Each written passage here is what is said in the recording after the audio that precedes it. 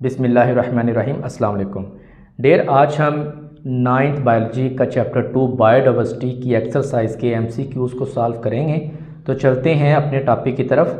पहला एमसीक्यूज़ है, which of the following taxonomic ranks represents the broadest rank. अब taxonomy के दर्ज झैल दर्जात में से कौन सा दर्जा सबसे बड़ा है? तो डेयर सबसे बड़ा दर्जा डोमेन है, उसके बाद किंगडम है, किंगडम के बाद फाइलम आता है, फाइलम के बाद क्लास आती है, उसके बाद आर्डर, फिर फैमिली आता है, फिर जिन्नस और फिर स्पीशीज। तो सबसे बड़ा कौन सा यहाँ पे डोमेन है। ठीक हो गया। नेक्स्ट देखिए हमारे पास है जी, which characteristics is unique to organisms in the domain archaea. वो कौन सी खसूसियत है जो डोमेन आर्किया के जानदारों के लिए मुनफरिद हैं। तो देखें there, cell wall made of peptidoglycan. Archaea के जानदारों की जो सेल वॉल है वो पेप्टाइडोग्लाइकेन से नहीं बनी होती, बल्कि किससे बनी होती है? वहाँ पे वो मुख्तलिफ़ किस्म के वहाँ पे पॉलीपेप्टाइड्स होते हैं और प्रोटीन्स होते हैं। पॉलीपेप्टाइड्स और प्रोटीन से मिलकर बनती है। प्रेजेंस ऑफ ए न्यूक्लियस, ये भी इसकी खसूसियत नहीं है। Ability to live in extreme environment, ये वाली खसूसियत है कि शदीद माहौल में ये रह सकते हैं, नमकीन में, गर्म में, ठीक है, तेज़ाबी और एसिडिक माहौल में रह सकते हैं। तो ये वाला ऑप्शन सी ऑप्शन ठीक है इसका। नेक्स्ट आपके पास देखें क्या है जी, which of the statement is not related to bacteria, कि इनमें से कौन सा बयान बैक्टीरिया से मुतल्लिक नहीं है। Do not have a nucleus, do not have a nucleus, ये बयान तो इसके मुतल्लिक है क्योंकि बैक्टीरिया में न्यूक्लियस नहीं होता। Cell wall made of peptidoglycan, बिल्कुल बैक्टीरिया की सेल वॉल पेप्टाइडोग्लाइकेन से बनी होती है। मोस्ट आर हेटरोट्राफिक, ठीक है, ये मोस्ट आर हेटरोट्राफिक ही होते हैं। Have chlorophyll in their chloroplast, ये वाला जो बयान है ना, कुछ बैक्टीरिया के अंदर जो है क्लोरोफिल पाया जाता है, तमाम के अंदर नहीं पाया जाता है, तो ये वाला बयान नहीं सही। ठीक है, जब वो बात कर रहे हैं ना कि मोस्ट आर हेटरोट्राफिक, तो इसका मतलब कि ज़्यादा के अंदर क्लोरोफिल नहीं पाया जाता है, कुछ के अंदर पाया जाता है, तो ये वाला बयान इसके मुतल्लिक नहीं है।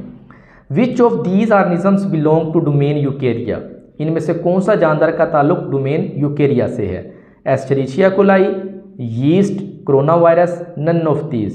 तो डेयर ये जो डोमेन है ना आपके पास यूकेरिया, यूकेरिया के अंदर 4 तरह के किंगडम है। किंगडम इसके अंदर प्रोटिस्टा आ जाती है, किंगडम फंजाई आ जाती है, प्लांटी और एनिमेलिया। तो ये जो यीस्ट है ना, यीस्ट, ये किंगडम फंजाई का मेंबर है। ठीक है, तो ये यीस्ट जो है ना, ये किंगडम डोमेन जो है यूकेरिया से ताल्लुक़ रखता है ये। Which of the following is a key characteristics that distinguishes eukaryotic cells from prokaryotic cell? दर्ज झैल में से कौन सी खसूसियत यूकरियाटिक सेल्स को प्रोकरियाटिक सेल से अलग करती है? तो डेयर क्या चीज़ यूकरियाटिक सेल को प्रोकरियाटिक सेल से अलग करती है? प्रेजेंस ऑफ न्यूक्लियस, कि यूकरियाटिक सेल के अंदर न्यूक्लियस होता है, प्रोकरियाटिक सेल के अंदर न्यूक्लियस नहीं होता। Which kingdom include organisms that are primarily unicellular, जो यूनिसेलुलर होते हैं, यूकरियाटिक होते हैं, एंड ऑफन हेटरोट्राफिक, और अक्सर उनमें हेटरोट्राफिक होते हैं। तो डेर एक चीज़ याद रखें, यूनिसेलुलर यूकरियाट का ताल्लुक जो है ना प्रोटिस्टा के साथ है। तो ये इसका एग्जैक्ट आंसर क्या आएगा? प्रोटिस्टा आएगा। नेक्स्ट देखें क्या है, why are fungi included in heterotrophic organisms. Fungi को हेटरोट्राफिक जानदारों में क्यों शुमार करते हैं? तो there have chitin in cell wall, ये तो अलग चीज़ है। एब्जॉर्ब न्यूट्रिएंट्स, अब देखें फंजाई जो है ना, फंजाई ये खुराक हासिल करने का एक मुनफरद तरीका है इनके पास, कि ये ग़ज़ाई अज्जा को जज़ब करके जिस्म में ले जाते हैं। तो ये वाला जो तरीका है ना, एब्जॉर्ब न्यूट्रिएंट्स, ये फंजाई को शामिल करता है हेटरोट्राफिक ऑर्गेनिजम्स में, इस वजह से कि ये अपनी खुराक को क्या करते हैं? जज़ब करके जिस्म में ले जाते हैं। Why it is impossible to classify viruses within traditional biological kingdom? क्यों हम वायरसेस को आम बायोलॉजिकल जो किंगडम्स हैं रवायती, उसमें शामिल नहीं करते? They lack cellular structures and organelles, they can not perform photosynthesis, they are smaller in size than bacteria, they are parasite. तो दे लेक सेलुलर स्ट्रक्चर, इनमें सेलुलर स्ट्रक्चर नहीं होते और ऑर्गेनेल्स भी नहीं होते, इस वजह से आप इनको बायोलॉजिकल किंगडम्स में शामिल नहीं करते।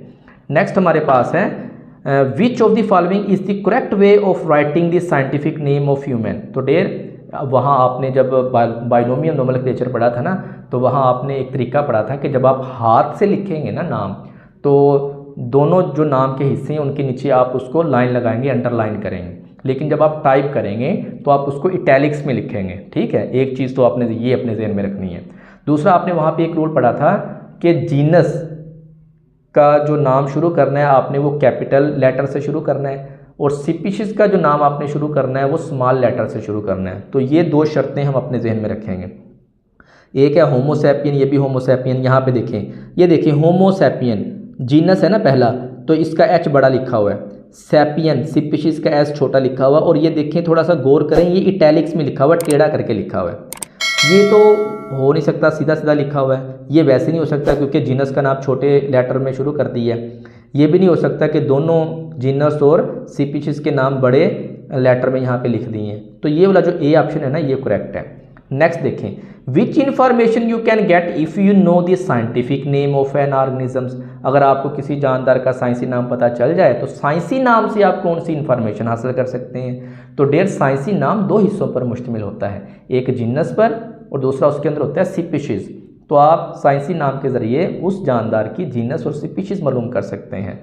ठीक है, तो ये सी ऑप्शन इसका सही है, जीनस और स्पीशीज़ आप मालूम कर सकते हैं। तो डेयर आज के लिए इतना ही। इंशाल्लाह नेक्स्ट हम क्या कहते हैं चैप्टर स्टार्ट करेंगे, चैप्टर 3 द सेल। तब तक के लिए अल्लाह हाफिज़।